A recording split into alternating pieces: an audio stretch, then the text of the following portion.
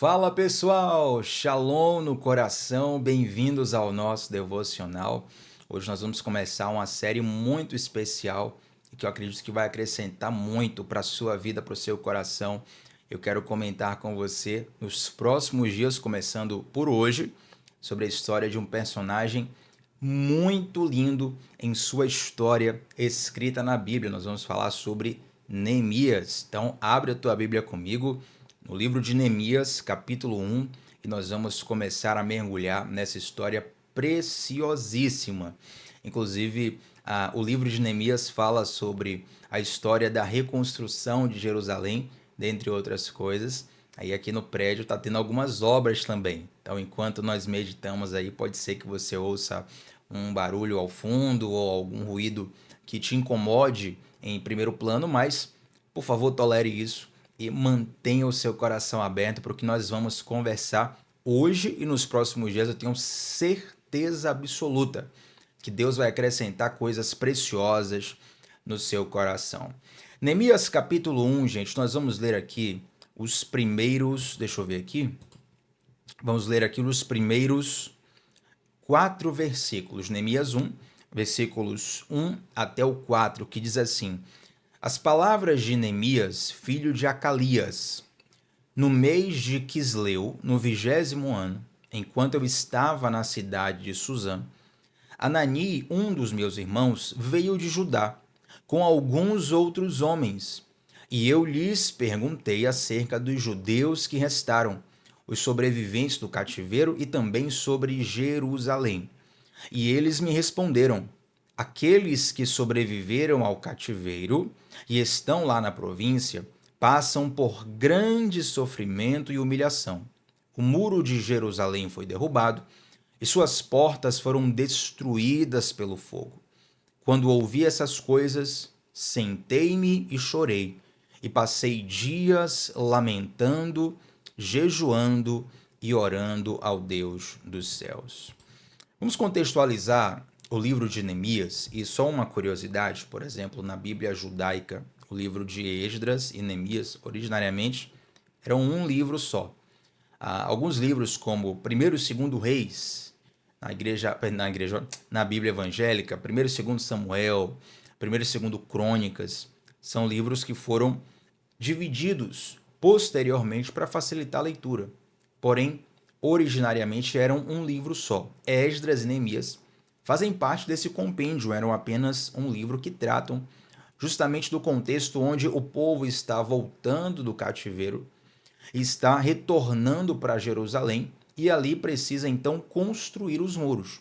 Primeira coisa que me chama a atenção é que, embora não tenhamos uma convicção histórica de onde Neemias nasceu, provavelmente ele nasceu fora de Israel, provavelmente ele foi gerado ali no período do cativeiro. E embora essa seja apenas uma probabilidade, de algo nós temos convicção. Neemias vivia já um certo tempo num contexto completamente pagão. Era um judeu, um israelita, por assim dizer, mas ele estava em terras estrangeiras, servindo a um rei estrangeiro. E Neemias tinha uma atribuição muito especial, ele era copeiro do rei. Qual a função do copeiro? Nós costumamos reduzir a função do copeiro para a seguinte questão: todos os reis, todas as figuras de autoridade, eles eram constantemente alvos de tentativa de traição, tentativa de sabotagem. Então, por exemplo, era muito comum que tentassem envenenar o rei com a comida e a bebida que ele tinha todos os dias. O copeiro tinha justamente a função de provar a comida do rei, provar a bebida do rei, provar a água do rei, para proteger o rei contra qualquer envenenamento. Então, se uma bebida ou se uma comida estivesse envenenada, o copeiro morreria, o seu corpo minimamente daria sinais e aquela comida já era rejeitada. Então, olha a importância que Neemias tinha nesse relacionamento com o rei. Embora ele fosse copeiro, ele não era apenas um provador de comida e bebida da parte do rei. Se você for mergulhar na história, na teologia, aprofundar na pesquisa sobre a função de Neemias, ele se assemelhava a alguém que era também um conselheiro do rei. estava constantemente diante daquele monarca muito poderoso, provavelmente o mais poderoso daquela época, do Império Persa, um grande império da história. E ele era também um conselheiro do rei. Então, Neemias, ele cresce em todo esse contexto absolutamente pagão, mas ele mantém o coração dele em Deus. Olha que lição preciosa nós temos para os dias de hoje. Porque quando nós olhamos ao nosso redor, quando você olha ao seu redor, não precisa nem confiar em mim, nem confiar no que eu estou falando. Faça a experiência você mesmo. Quando você olha ao seu redor, você vê um mundo mais próximo ou mais distante de Deus? Se você for no ritmo do mundo, se você for na onda do mundo, você vai se aproximar de Deus ou vai se afastar dele? Certamente. Nós vamos nos afastar de Deus. A sociedade que nós vivemos, ela está completamente, cada vez mais corrompida, gente, uma coisa terrível. Então, Neemias, mesmo num contexto completamente pagão, ele manteve o coração dele firmado em Deus. A pergunta que eu te faço é: independente do contexto onde você vive, onde está firmado o seu coração? Essa pergunta é de Deus para você nesse momento. Independente do contexto onde você vive, onde está firmado o teu coração? Talvez você viva num contexto que seja culturalmente bem distante de Deus. Você fala, Tiago, é muito difícil no lugar que eu trabalho, os amigos que eu tenho, o lugar que eu frequento. É muito difícil ter o coração em Deus porque eu estou constantemente cercado de más influências. Mas também é muito comum que pessoas estejam num contexto de religião, numa comunidade de fé, por exemplo, e ainda assim, naquele lugar, o seu coração se afaste de Deus. Gente, isso é mais comum do que parece. Então, se você está num contexto que é deliberadamente inimigo da fé cristã, por exemplo, uma universidade, que é um contexto onde hoje em dia, infelizmente, a fé cristã encontra muita oposição, você vai ter que ter uma abordagem para guardar o teu coração. Mas se você está numa comunidade de fé, é muito importante ali também você guardar o teu coração, para que aquele contexto religioso não te afaste de Deus. Muitas vezes nós perdemos Deus para a obra de Deus.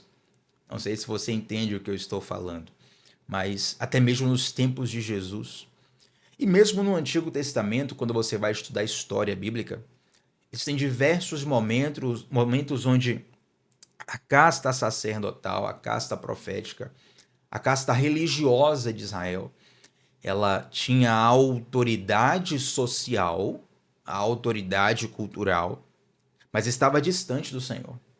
Quando Jesus vem à Terra, em muitos momentos Jesus tem embates com os fariseus, que eram um grupo da elite religiosa de Israel. E tem um momento muito emblemático onde Jesus fala assim: olha, os seus lábios louvam a Deus, mas o coração de vocês está distante dele. É muito perigoso que nós, muitas vezes, no afã de parecer algo, deixemos de ser algo. Talvez você se preocupa tanto em parecer próximo de Deus que você se esquece, de fato, de se aproximar do Senhor. E a palavra de Deus diz: achegai-vos a mim e eu achegarei a vós. Quando nós deixamos de nos preocupar com as aparências, nós conseguimos finalmente focar na essência. E essa é a primeira coisa que eu aprendo com Neemias. Independente do contexto onde você está, nunca distancie o teu coração de Deus. Eu lembro de uma frase de um determinado pastor. Tem um amigo meu que contou essa história, né? Ele ouviu de um pastor isso, uma história de até um cantor gospel conhecido. E o pai desse cantor gospel, que é pastor, falou assim: filho, onde quer que você esteja, sempre permaneça no altar. O que é que significa essa frase? O contexto onde você vive, independente dele, independente da situação onde você esteja, independente do que você for viver, é preciso permanecer no altar. Se Neemias conseguiu, por que nós não conseguiremos? E esse conseguir de Neemias não fala sobre uma performance de Neemias. Fala sobre um Deus que nos capacita a permanecermos fiéis e firmes nele, independente do contexto onde nós vivemos. Onde está o seu coração? Essa é a primeira pergunta que eu te faço nesse momento. E é interessante, gente, que o livro de Neemias começa onde Neemias recebe a visita de alguns amigos, algumas pessoas próximas que estão vindo à cidade de Jerusalém. É necessário entender que Neemias não está em Israel, ele está em outro país, está no Império Persa. Então ele procura saber notícias da cidade de Jerusalém.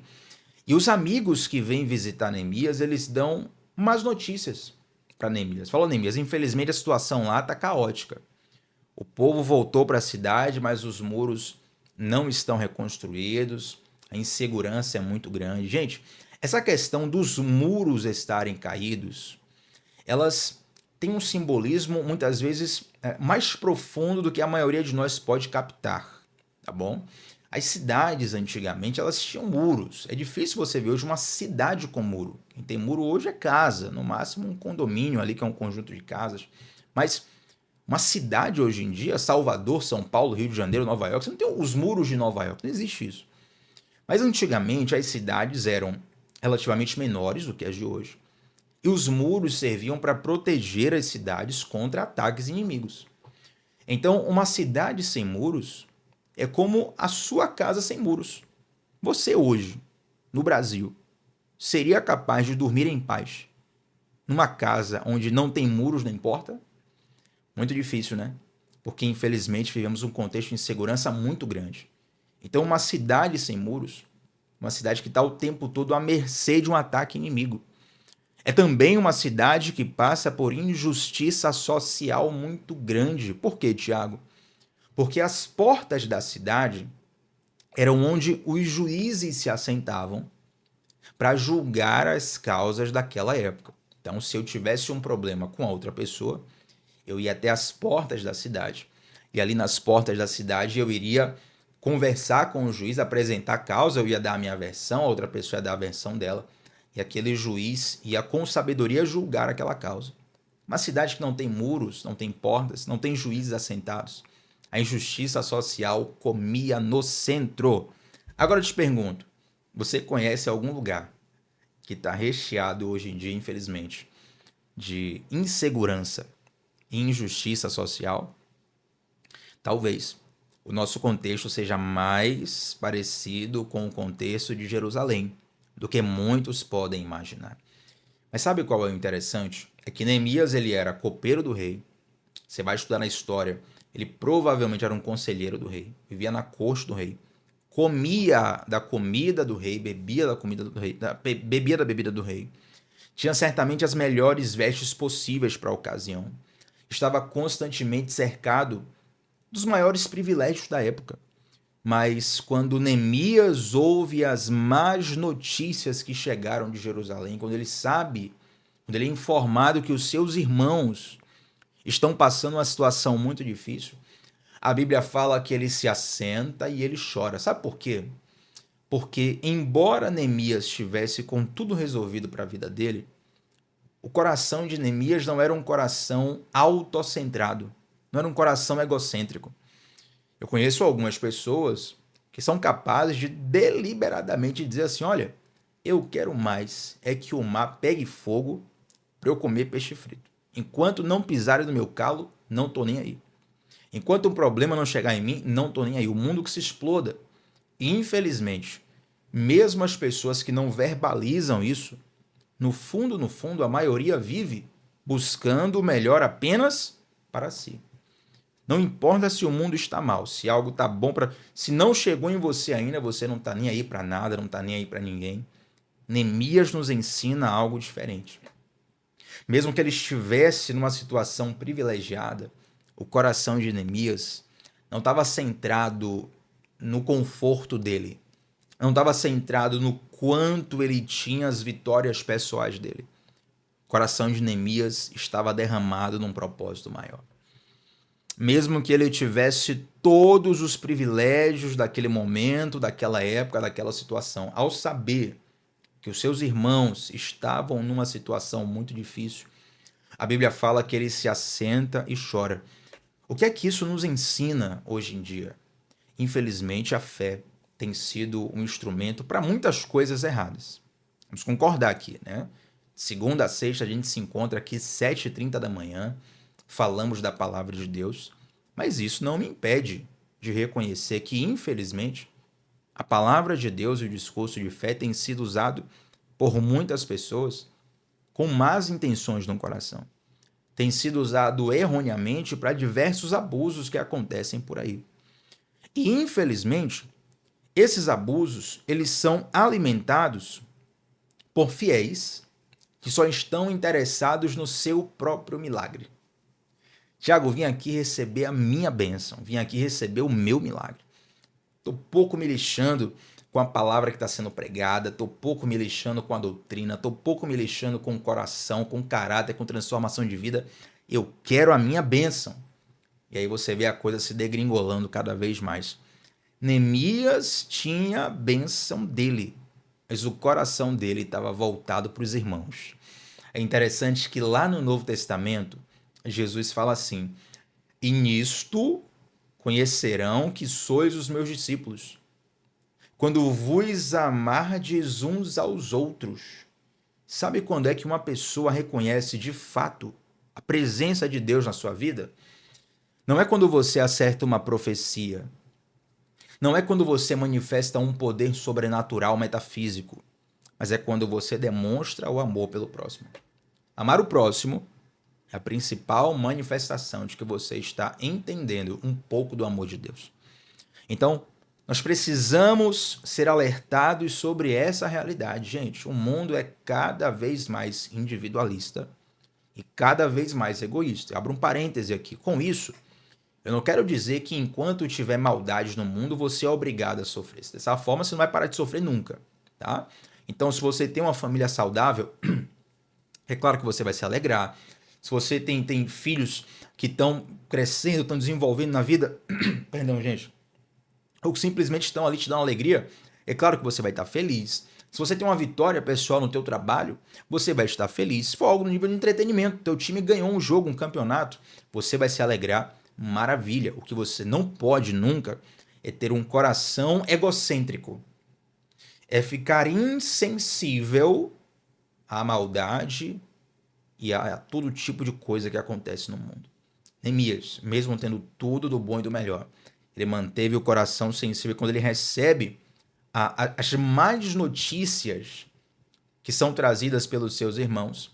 A Bíblia fala que ele se assenta e chora. Versículo 4, olha o que diz. Quando ouvi essas coisas, sentei-me e chorei, e passei dias lamentando, jejuando e orando ao Deus do céu.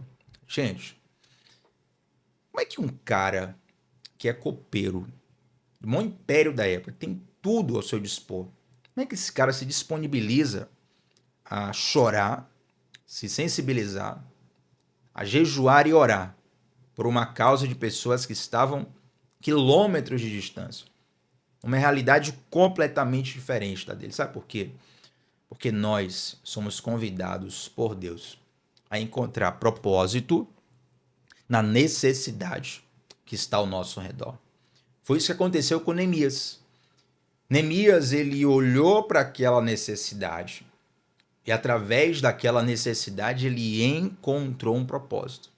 Nos nossos próximos devocionais você vai ver como Neemias, sabiamente direcionado por Deus, ele utiliza a sua influência para ajudar a resolver o problema. Mas eu quero te direcionar sobre isso e nós vamos fechar o devocional de hoje. Olhe para as necessidades que estão ao seu redor e ali você vai encontrar propósito. Muitas pessoas, infelizmente, ficam paralisadas, perguntando para Deus o seguinte: Deus, qual o meu propósito? Como que eu faço para descobrir o meu propósito? Sabe como é que você descobre se você é bom numa coisa, sim ou não? É fazendo essa coisa. Então você vai descobrir o seu propósito à medida em que você se coloca como alguém que faz parte da solução de um problema, como alguém que faz parte da solução de uma necessidade. Há uma pergunta e ela é muito repetida nas redes sociais, inclusive vou tratar de repercutir, que já coloquei no meu Instagram sobre isso. Qual pobreza a sua riqueza supre? Já parou para se perguntar isso? Qual pobreza a sua riqueza supre? E talvez você se pergunte assim: Thiago, eu não tenho nenhuma riqueza, eu não sou bom em nada. A ideia não é saber apenas qual o seu talento. Se você tem um talento, utilize ele para a glória de Deus, para o bem de muitas pessoas. Mas, além dos talentosos, a maioria das pessoas que Deus usa e que se tornam um grande homem de Deus, uma grande mulher de Deus, não são pessoas com talentos extraordinários. São pessoas com coração disponíveis. Quero repetir isso aqui porque isso é muito importante para a sua vida espiritual. A grande maioria das pessoas que se tornam grandes homens de Deus, grandes mulheres de Deus, não são pessoas que se destacam por um talento acima da média, acima do normal. Mas são pessoas que têm o coração disponível para Deus fazer algo sobre a vida delas. Então não é o quanto você é bom numa coisa, mas o quanto o teu coração está disponível para ser um canal de Deus, para através da sua riqueza suprir a pobreza de alguém. Isso nós aprendemos com Neemias e eu quero fechar esse devocional aqui, já te convidando para você ficar ligado conosco nos próximos dias. Eu tenho convicção que Deus vai te abençoar ainda mais. Vamos orar, gente? Senhor Deus, te dou graças por essa palavra. Eu oro, Pai, para que as pessoas que aqui estão assistindo, orando junto comigo, possam ter um despertar no seu coração sobre tudo o que nós falamos aqui. Que o teu Santo Espírito sopre esse despertar nesse momento. Eu já te agradeço pela grande obra que o Senhor já começou a fazer a partir dessa mensagem. Em nome de Jesus. Amém. Gente, deixa um like nesse vídeo. Seu like é muito importante para essa mensagem chegar para mais pessoas. Comenta aqui embaixo qual foi a parte desse devocional que mais falou ao teu coração. E quero te fazer um pedido especial. Chama alguém para participar dos devocionais, compartilha no Instagram, no direct, no WhatsApp, mas convida alguém. Pode ter certeza que através desse convite, eu sei que nem todo mundo vem quando nós chamamos, mas se uma pessoa der a oportunidade para estar aqui, se essa palavra está te abençoando, certamente pode abençoar outras pessoas também. Tamo junto sempre, segunda a sexta, 7h30 da manhã, sempre começando o dia mergulhando na palavra de Deus. Shalom no coração, gente. Até a próxima. Tchau, tchau.